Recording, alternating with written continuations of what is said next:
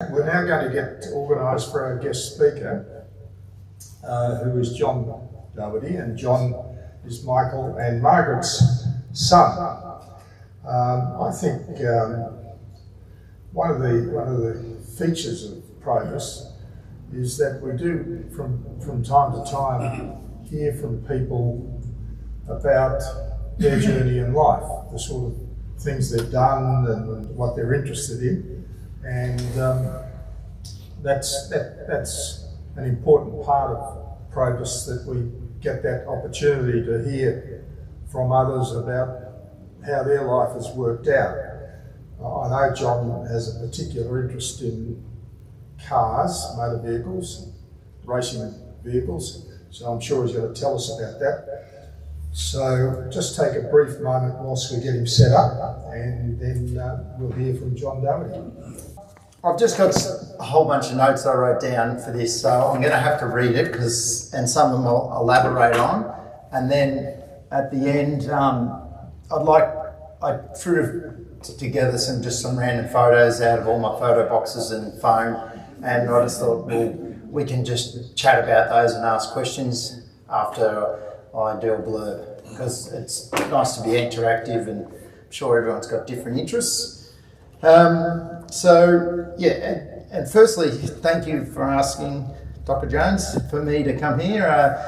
I still feel a bit weird that I'm actually here, but nonetheless, I'm here. So I've written out this story, and I just was going to start with a little bit, just a brief about myself.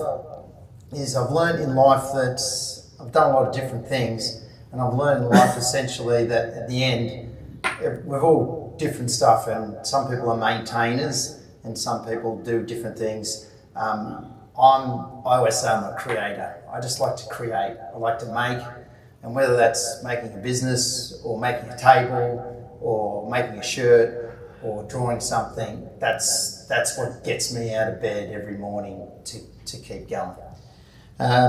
So I was born in Melbourne, Australia, just around the corner, in good old Panch, on the 5th of September 1966. I'm number two, as I often say to Mum, of 5 children. Paul is the oldest, then followed by Anthony, Daniel and Claire, or after me. We were all infected by the car disease by our car-loving father, who was always like machinery of all kinds, and has owned everything from Chamberlain tractor to Albion trucks to a BMW. And I need to update this, but even at 88 he still gets around in his MGB, which you all know. And Dad, as you know, is a plumber by trade, so was my brother Paul. And my other brother Anthony was an electrician by trade. My younger brother Daniel was a telecom technician by trade. And my sister did behavioural science, probably to study us all in the end. And then, of course, she married a builder. So there's a lot of trades in our family. And my brother Daniel's gone on to do all sorts of different things now. And now he's a yoga teacher in Coolin, amongst other things. Mum and Dad, obviously, as a lot of you know, they ran their own business for a long time. And as we were growing up, we often heard different stories of Mum's time when she went overseas for, was it 12 months? Yep, into the UK, which really sort of set a foundation. Having a mother that travelled back in that day was very unusual, and I think there was a newspaper clipping of her and going over there, and it was like, it sort of inspired me and to travel when I got older. So thanks, Mum, for that. And we always like telling the story how she worked for Sterling Moss when we were into our cars. So it was a nice talking point. Through my school years, I excelled at everything, probably not scholastically, but anything creative to Lee. We lived out in Bundoora, and then Mum and Dad moved up to research. When we were on research, my mates at school would bag me in, because back in then it was the bush, basically, and a lot of people would say, "Oh, you're going home." My nickname was Docker as well, and "You're going home tonight, Docker, to pedal the generator," because all my friends lived in Preston, and going to Parade Bundura was a bit of a joke. So yeah, it was always funny. I was very lucky when we moved to research. So I ended up owning a horse.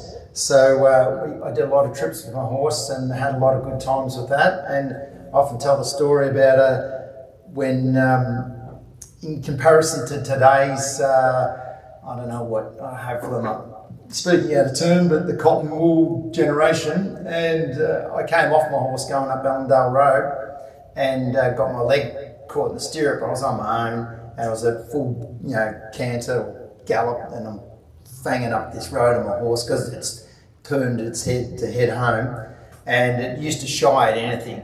And we're at Allendale Road at the time was that conglomerate rock, that sort of rough, clay sort of full of little stones.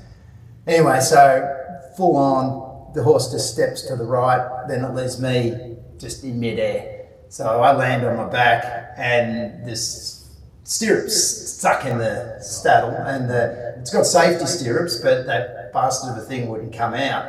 So then I'm bouncing along behind the horse, and the hoofs are going like this in my face. I can still picture it now, and I'm just going like this, praying to God that I don't get hit. And then all of a sudden the safety stirrup releases about, I don't know, probably 10 metres up the road. Horse just keeps going, and I come to a grinding halt. I had a t-shirt on, and I got up, I filled my back, and I don't know if everybody can remember that show Roots that was on years ago. It was a American documentary. It had the character Kunta Kinte. You got whipped. I said, "Oh God, I felt like Kunta Kinte." I got up back, and it was all blooded, and I stood up, and there's no one around. So now you probably get airlifted out of there, but I had to walk up, get my horse, then walk the next 2 kilometres, and then the horse kept running away, so then I had to walk the next 2 kilometres home.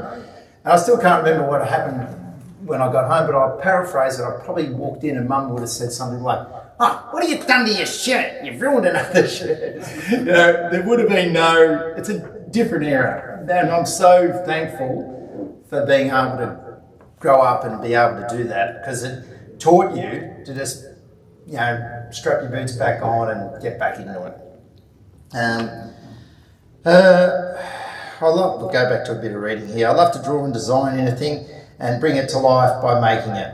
I have two brothers close in age, and we always had each other to keep company. We started out by borrowing our dad's plumbing tools like the oxyacetylene and arc welder to chop up our push bikes, and made sidecars and chopper bikes. We then added bits to them to make them jump better. We could all weld by the time we were 10. It just seemed normal to us, which was weird. Dad would be off and we'd be stealing his oxyacetylene from out in the garage and doing something with it. Similarly, we would go to work with Dad in school holidays and be on the end of a pneumatic drill boring holes in rock so he could blast a trench.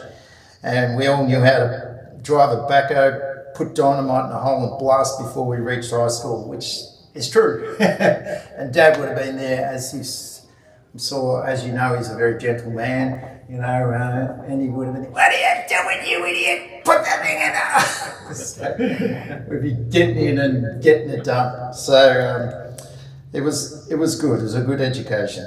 At school, my favourite subjects were metalwork, woodwork, standard things. I like all the sports, football, cricket, everything, but I definitely gravitated to creativity.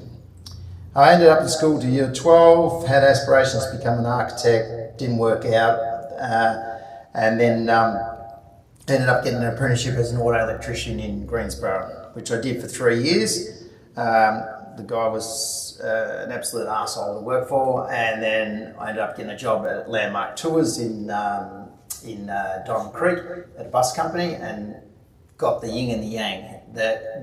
Worked for a beautiful family business and really taught me the values. And when I started my own business, I knew which values to follow, not the values of the first one.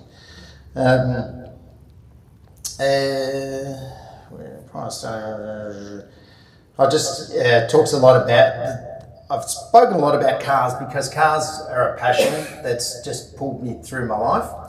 So I've done up a lot of different cars along the way, and Dad often would be down there in the shed helping me or pointing out things, what to do and what not to do.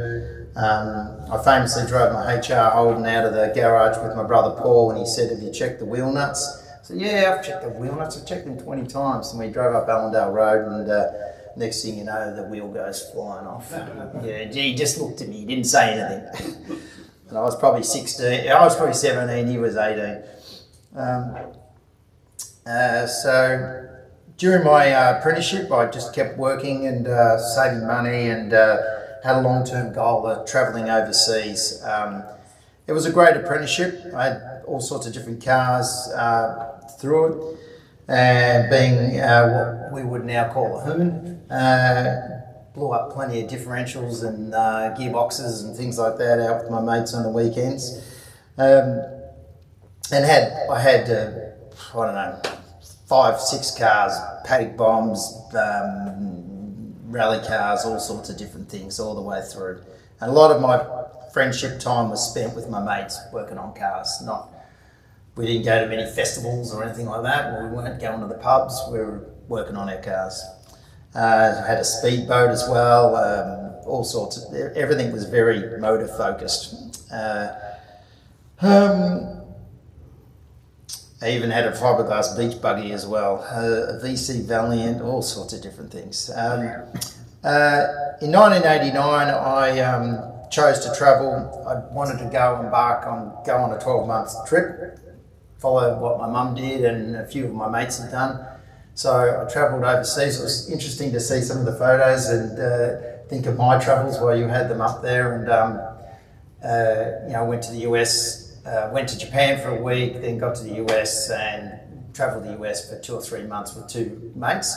And my 2 good mates that I travelled with then are my two good mates that I see properly on a weekly basis now. It's bizarre. And that trip really formed my life. It really taught me a lot of values. I left there, growing up in Bundoora, you become a lot of Italian and Greek, and it's like, the bloody wogs next door or this or that. And you don't have an appreciation of their what they've done to come to this country. I never did anyway. And then going overseas, I travelling through Europe and different places, or even in Canada, I was now the wog. And it really affected me, and I was like, gee, I felt embarrassed of what I'd done as a young adult. And so when I came back, I treated immigrants in a totally different fashion. It should be mandatory for everyone to have to go and do it, because you just don't realise till you do it. But yeah, we travelled all the way up to Alaska, where I think you'd said you'd been. So up to a place called Dawson City. We got stuck there, and as the winter was closing in, which was really good times. And then, I drove a car for probably about 4,000 kilometres on the wrong side of the road over there. I drove down from Whistler, where I worked for a while on a construction site, and drove back down to Memphis, where we've got what I call de facto relatives, and drove. It was minus 30 while I was driving, and I always remember the conditions. Conditions are good going through Colorado, big sign on the thing. Conditions good on 3 foot of hard packed snow. And cars are going past me at 100 kilometres an hour. I'm driving like a 30, thinking, what can I do here? This is crazy. And boom, so I learned how to drive faster on the snow. So great experiences, but yeah, driving at minus 30, the heater doesn't work, especially when you've got an old car. So I was driving on a sleeping bag around me. It was different to Australia.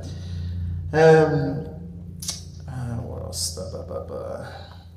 When I got back, I've just written this down here now. I got back, now it was time to get my life in order. I was 23 and didn't have a cent to my name.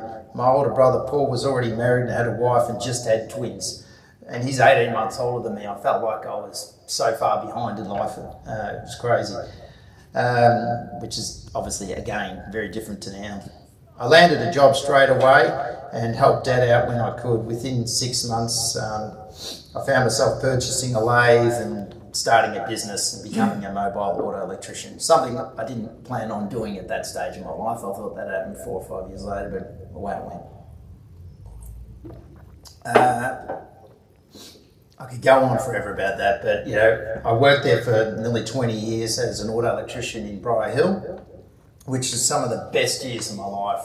Some of the most challenging too, but yeah, I really enjoyed it. I was the representative for the Auto Electrical Association. We were talking about that earlier, about the difficulties of having a treasurer and a secretary in that. So I learned all those roles. I became a member of the VACC, all these different things. My business grew, and it was great. I really enjoyed it. And it's now, I sold it to my apprentice, and he's got it and it's thriving and it's going really well, which is such a really nice thing to see. I met my wife Jenny in '93, and we married in '95. Jen's from Shep, so that was a different thing. So I was going back to Shepparton all the time and meeting a lot of country lads up there, so it was really good. We just didn't meet online because there was no online.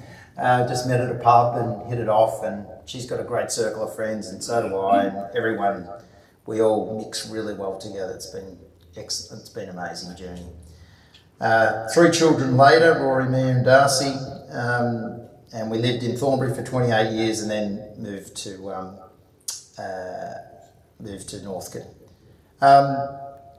Jen worked for Australian Customs the whole time, all the way through having kids. She worked part-time and just so we could get by.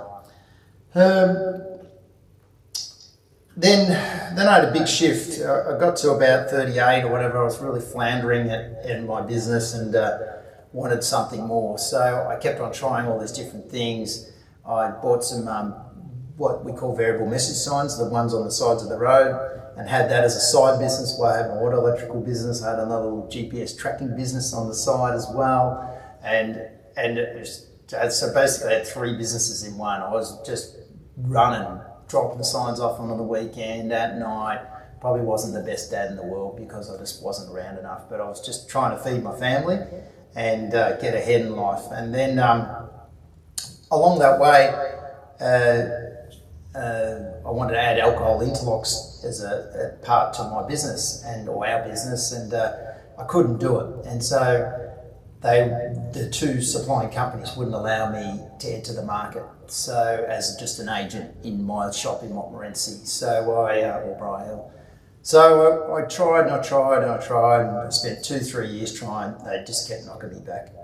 So I found another company in the US after trying for probably another 18 months with 3 or 4 different companies in the US to bring their product over.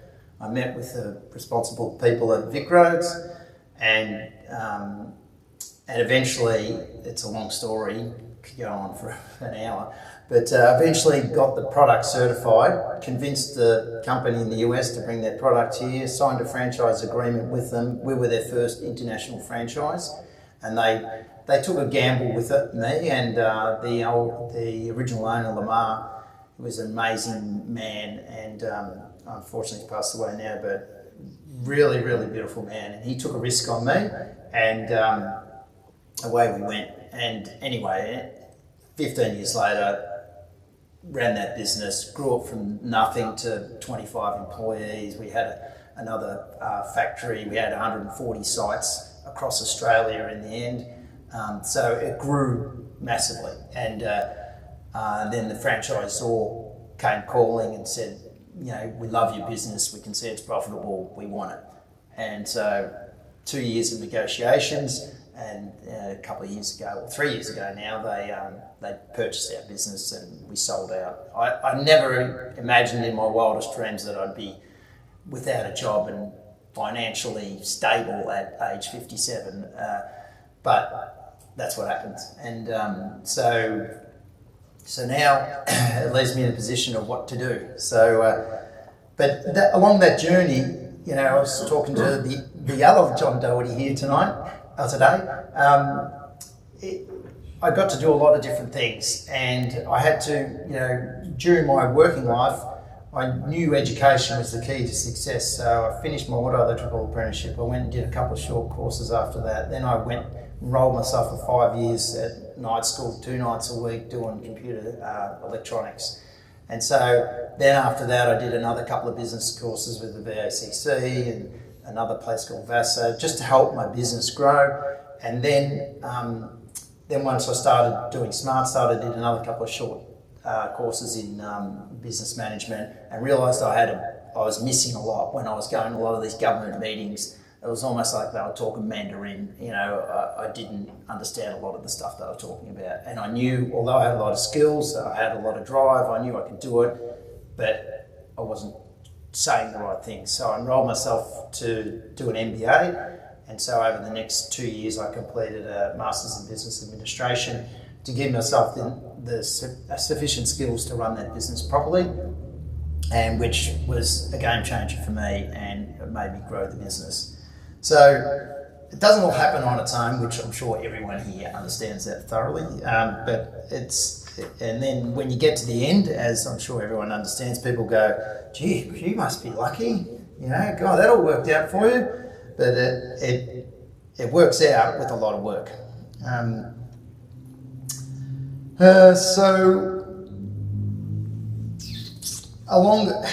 If I missed one part here actually, which I can't believe I missed it. Towards the end of my 30s, as I was talking about earlier, I was going through that time where I had these different businesses and I needed a change in life. I was struggling emotionally, everything.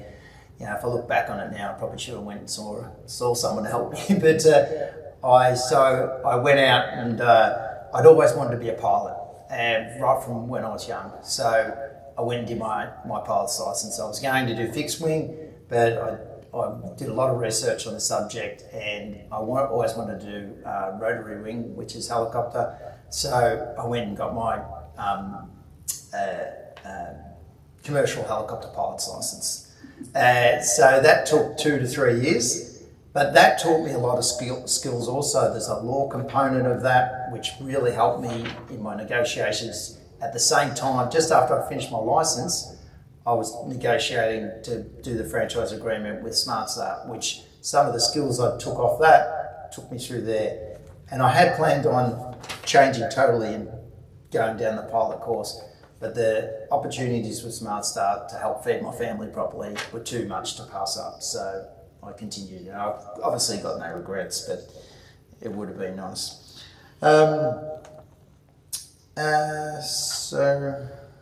So what next? At the end of all that, a few years ago, I just thought I still need a challenge. So I purchased an industrial property, or my wife and I, in Alphington, and I'm slowly restoring it, so to speak. And I've stuffed a few cars in there, and I'm just going to knock off those projects one at a time. So, well, I guess this probably just leads. I keep reading on forever and ever, but I think it's a lot of stuff that's when I look back on it, it's.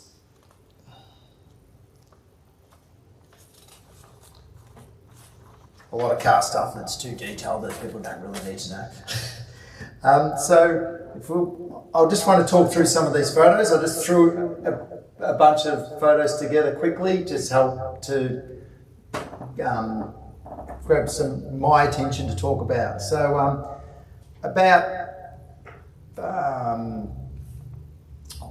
probably how long ago, Dad? 7 years ago? 8 years ago? I was doing a job for Smart Start. I was in a place called Groot Island. Does anyone know where Groot Island is? Yep. So it's a mining island in the Gulf, and I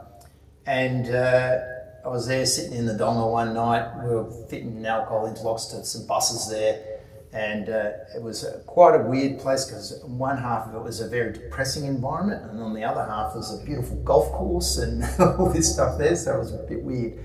Anyway, I was having trouble with my youngest son, and everyone here, I assume most people are parents, and you go through different times in your parenting life, and he gave us some challenges. He's going great now. He's an awesome kid now, but he gave us some challenges, and I grabbed a book, and I can't remember the guy's. I do remember, I just don't know how to pronounce it. Steve Biddleoff or something like that. You might be. He's written a few books, and he's really, really good. Anyway, he said the importance of keeping connection with your whatever siblings you've got and your parents, and doing, especially with boys, it was all about a high focus on men and a relationship with their sons. And I thought, what the hell are we doing here? You know, we've got this father and there's 4 boys in a family, and we never ever meet up. You know, we don't do anything together. So I did more stuff with my son, but it really made me do stuff with my father.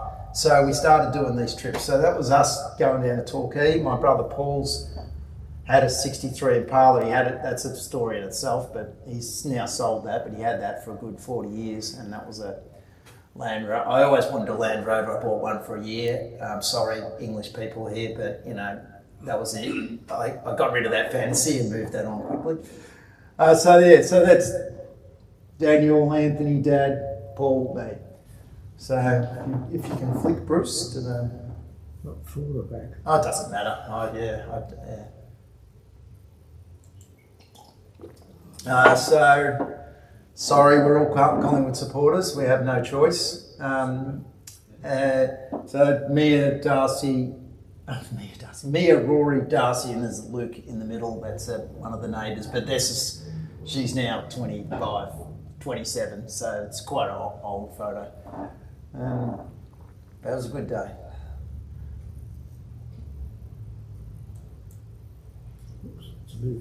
Yeah, unfortunately, when I loaded some of these photos, they appeared as movies. That's my 50th birthday present to myself.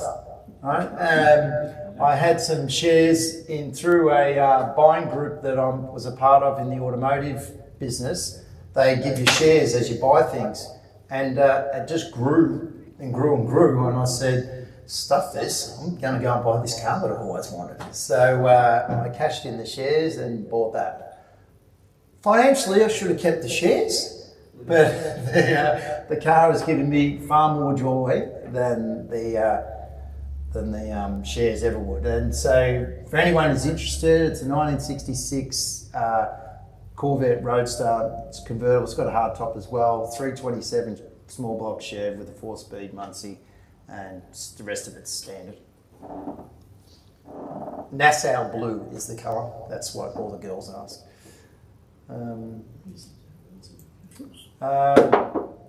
Yeah, you can go back one. Oh.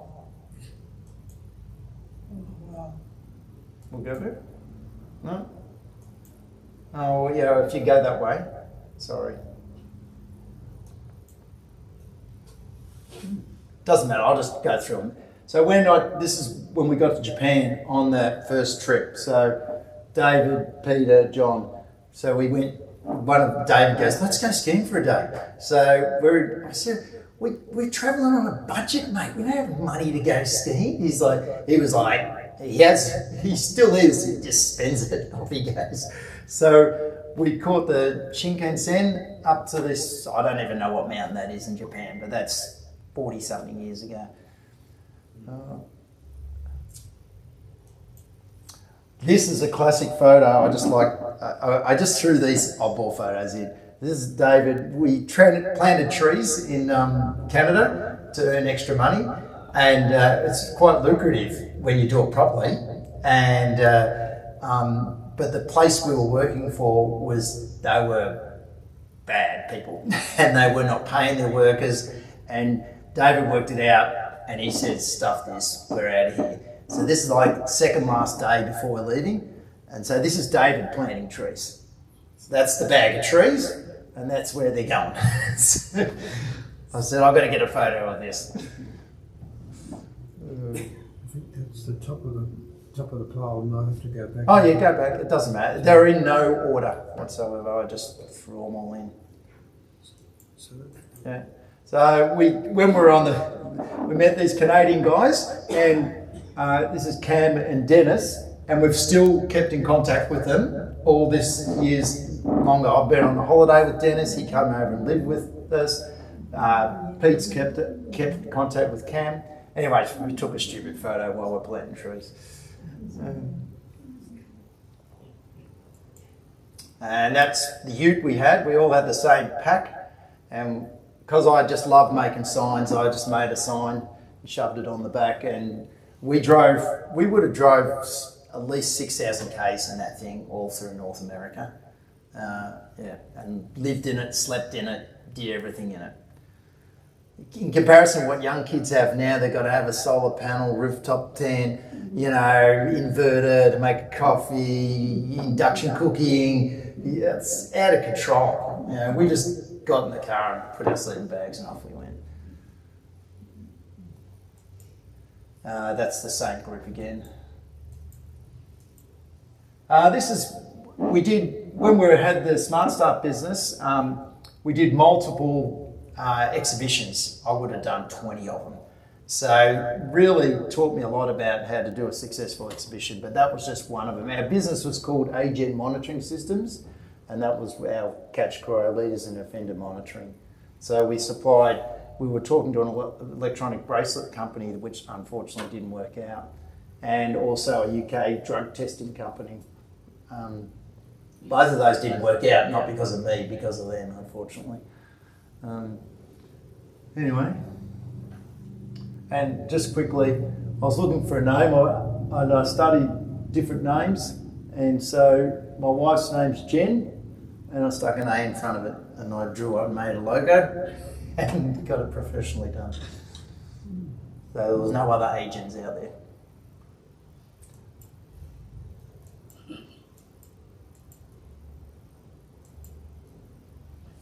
And it's a shame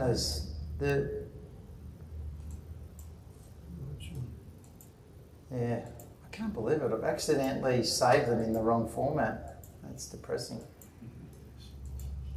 It's really depressing. Wow.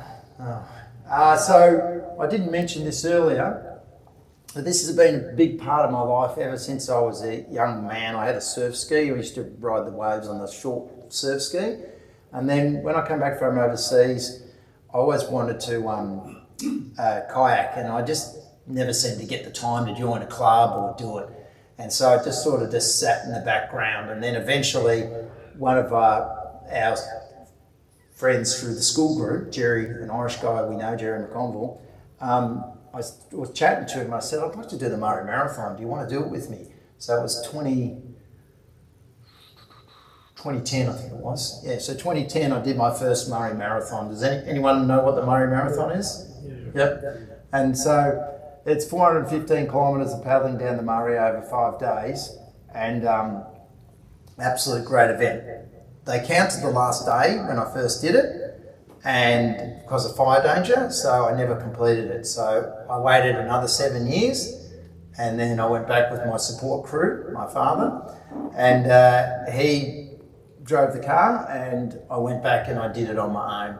This photo is from last year.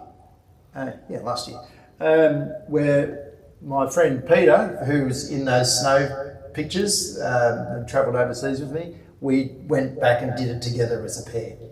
I said to him, come on, let's go again. And so it's an absolutely great event. I can't believe that. I usually pride myself on my technical ability. I just haven't even looked at those. They're all photos. I just don't know how it.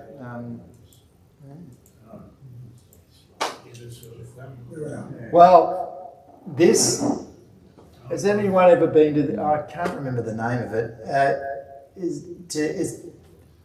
Who here has a car interest, obsessive car interest similar to mine?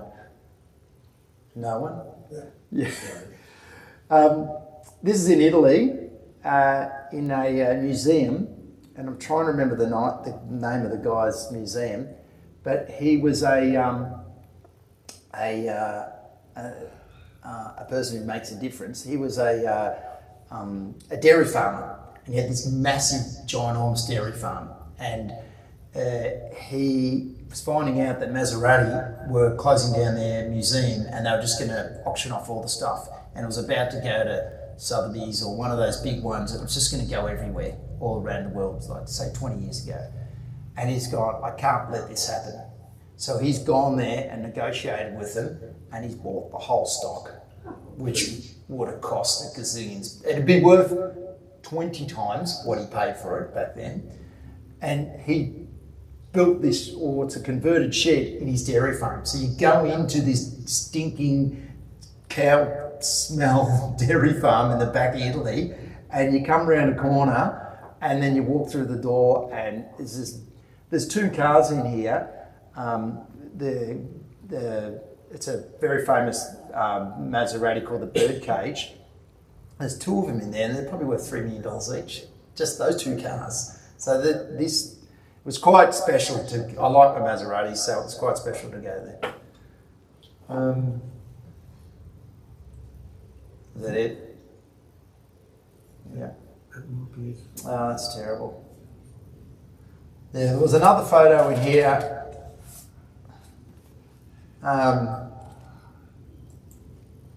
When I started racing the Mini, I've told this story a few times, but the first event I ever did, so you can imagine how green I am. I've never raced a car before on a big track, and in a competitive nature. I'd done a couple of track days tuning it and getting it ready, and then I went to Phillip Island, which is the track of all tracks. It's just so magnificent to drive around. And I'm driving around the track, and I'm doing a thing called regularity, which is not, they say it's not racing, but tell the guys in regularity, they're all trying to pass each other. But you're meant to go around and set a regular time, and that's how you win your regularity. And I'm going around the track, and I'd seen two Ferraris in the garages earlier, and they were both what do you want to call recreation Ferraris. They had Ferrari engines in them, but they'd made all the motor and the body and that and made it themselves. So it was almost like a kit car, it wasn't genuine. And so I was following this other Ferrari, so I assumed the same thing. And I'm going right up its bum, and I'm trying to get in front of it, and I'm trying to dive and do this, do that. And this guy comes up to me afterwards, and I managed to get past him, and this guy comes up to me afterwards. He was driving a 356 Porsche across the road from where my garage was, and he goes, "Oh, John, is it?" I said, "Yeah." And he goes, "Oh, just come over here for a minute." I said, "Oh, yeah, how can I help you?" He goes, "I saw you driving really close to the 250 there." And I said, "Oh yeah, God, I was having a ball." He goes, "You might not want to get so close to it, mate. You just paid 25 million for it." And I've just gone, what? So it's amazing. And so then out of that, this guy, Richard, an English guy who lives in Eltham, found me and did a full article on my car, which is a shame because there's about 10 photos of that car in here. So, and put it in the UK Mini magazine, and which was pretty cool. It was a good article, and yeah, because he thought it was quite special that this had occurred. Yeah, well, I was going to talk about a few more of them, but that's my fault. So, and the last thing I was going to talk about is, since that, drawing that sign on the back of the car in the US, Canada, I've just kept drawing my whole time, right? I've made t-shirts and this, that, and the other. And so amongst the cars I've got sitting, which are all up there, I've got an old Mazda sitting for the truck, sitting ready for renovation, an old Toyota Trip Carrier, and a Series 1 Land Rover, and my Corvette, obviously, and the Mini. And they're all just projects I'm just going to start marching through in my shed. Once my shed's done, get the shed done first, start marching through the projects. And it's going to be like a men's shed for my mates. It already is. They just drop in there all the time on the weekends, or I've got a plumber mate that's, you know, floating around during the day. Even you at Abbott, he says, yeah, comes over and has a chat. So it's been really good. So I also made this logo for my troop carrier. I stole the Coca-Cola emblem because I've always loved the Coca-Cola signature, and I just did a little change to it. And so I got the hat embroidered at Christmas time at an embroidery shop. So that I've got about 10 of these things now, and I'm just going to keep making more t-shirts and more stuff and keep busy and enjoy life. I've got a great family, and now I'm getting the chance to do all the things I never gave myself time to do, because I worked I'd get to work at 7 and I wouldn't get home before 7 ever. That was my work. And so now I'm starting to explore different things that a lot of other people were already doing. That's about it.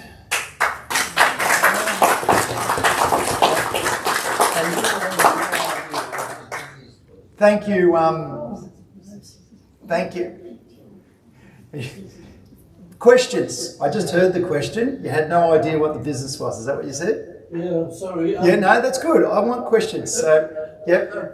So, which the You talked about your business, and you talked about selling it, and you had a very adventurous and fun life. Yep. And you give things a go. Yep. And I'm not quite sure what you do. Yeah. So that's good. So I'm an auto electrician by trade. So an auto electrician is someone who specialises in the electrical section of a car. Right. So, you know, traditionally batteries, alternators, starter motors, rewiring things, solar panels, all that sort of stuff, which I'm now finding doing for my kids' mates, because they go, oh, Dad's an auto elec, he'll do that for you.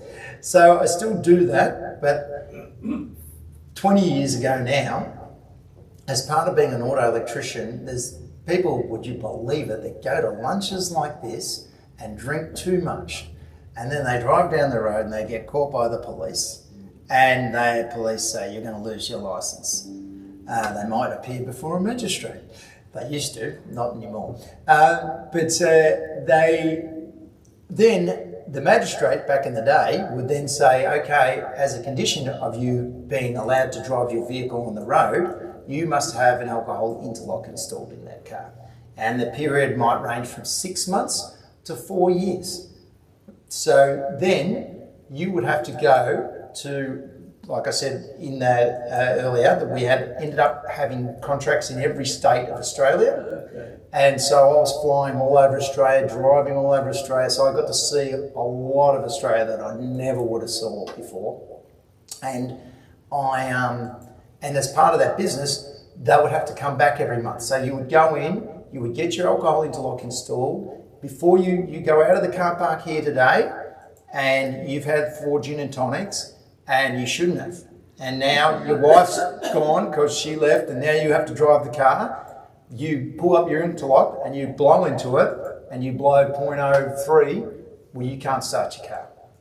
So and they had to come back every month to have them calibrated and serviced and download all the data, and the data was then collated and sent to the courts at the end of your period. And then it changed to an administrative system whereby the data was collected on a monthly basis and automatically monitored. And then once you got a certain amount of ticks, you got enough ticks to get off, stars they were, to get off the program. Then you applied for a removal of the alcohol interlock. You would go back and see the auto electrician that was certified to do it, and they would remove the interlock for you. Thank you. Now, I must say, that's good. Now I can see what you were on about. And I would say that I appreciated your talk because it reflects a guy who has had a go. Yeah. And you don't hesitate to give it a go. No, I don't. I don't like the word no. You will have led and will continue to lead a full life. Yeah, thank you. Yeah. Thank you. Any other questions? I'm glad, John, you explained about the interlock, because that's an interesting. That was an interesting area to get into. It was, and for me, I could talk about the interlocks all day long. It was such a rewarding business to be a part of, and I was almost shattered when I sold it because I lost a big part of myself. You see a lot of the negative, and a lot of people would say, oh, who's the type of person that ends up with one of these interlocks in their car? And I'd be at a place like this, and I would say, these are the type of people. Because these are the type of people you see. You see everyone with an interlock in their car. There's doctors, judges, actors, apprentices. There's no one that escapes the interlock. And so we got to see people that reformed. You know, it's quite surprising. John, you would see a lot of the negative. I saw a lot of the negative, but also saw a hell of a lot of the positive. People would come in and thank us and say, oh, I couldn't believe they were thanking us. We're taking money off them every month. I thought they'd just want to punch our heads in. But they would come in and they would thank us and say, this thing's changed my life. I had no way of stopping drinking, and this has stopped me. Now I can tell my mates, no, I can't. They had so much problem with peer group pressure that they just couldn't say no. So so it was a really, really, really interesting business to be a part of. Any other questions? All right. Well, John, terrific, mate. It's great to hear someone's story, and yours is a very interesting and different story, and I think it's got a long way to go yet. Yeah. A long way to go yet. And we might get you back another time, and you can tell us what the latest development is. But I'll have better pictures then. so we've got something for you. So I've got a conversion. Sorry? Put your foot down. Yeah. Oh, yeah. I'll elaborate on that. I recently took it to Geelong Revival because my Mini's got the motor out at the moment, and I'm fixing it. And so I'm very fortunate in life that I had the Corvette in the garage, and I said to my brother, I said, well, stuff it, I might just take the Corvette. And so the Geelong Revival, do you know what the Geelong Revival is?